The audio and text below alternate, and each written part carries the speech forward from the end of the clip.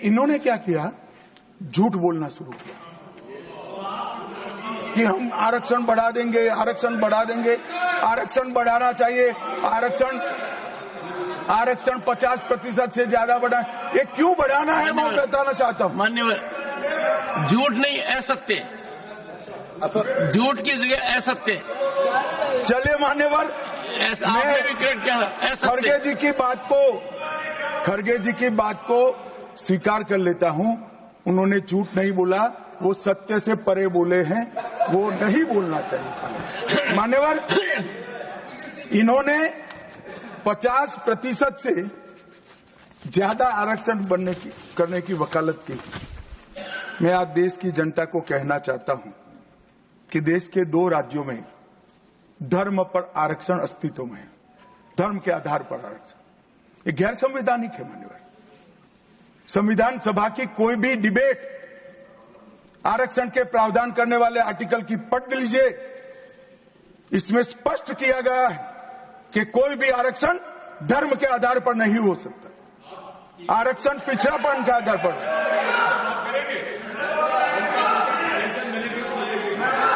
मान्यवर, मगर दोनों राज्यों में जब कांग्रेस की सरकार थी तब धर्म के आधार पर आरक्षण दिया। अब क्या हुआ है, सुप्रीम कोर्ट में रुक जाता है क्योंकि 50% की सीमा है। वो ओबीसी का कोई कल्याण नहीं चाहते हैं। 50% की सीमा बढ़ाकर मुसलमानों को आरक्षण देना चाहते हैं। मानिए, धर्म के आधार पर आरक्षण देना चाहते हैं। और मैं आज फिर से एक बार इस सदन में जिम्मेदारी तब के साथ कहता हूं, दोनों सदन में जब तक भाजपा का एक भी सदस्य है, धर्म के आधार पर आरक्षण हम नहीं होने देंगे। इस संविधान विरोधी।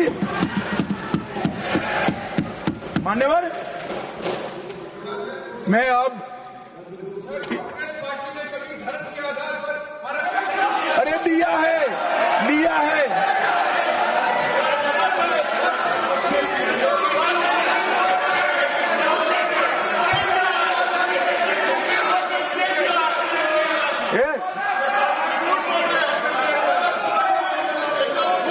मान्यवर, इससे तो ये बच जाएंगे।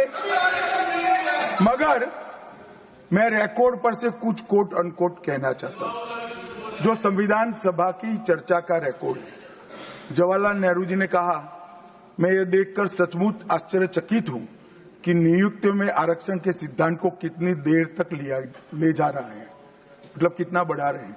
मुझे नहीं लगता कि ये बिल्कुल अच्छा है। ऐसा लगता है कि मुदलियार और ब्राह्मणों के सिवा लगभग सभी जातियों को पिछड़ा वर्ग में शामिल कर देंगे। मान्यवर, सरकारी सेवाओं में आरक्षण के लिए इनके विचार थे। मैं इस बात से चिंतित हूं कि सरकारी सेवाओं में नियुक्ति के लिए जिस तरह से बहुत सारी जातियां और समूहों के आरक्षण के प्रस्ताव आते हैं, यह बहुत बुरी प्रवृत्ति है। इससे सरकारी कामकाज और आम तौर पर विकास और सार्वजनिक जीवन में गिरावट आएगी। मान्यवर,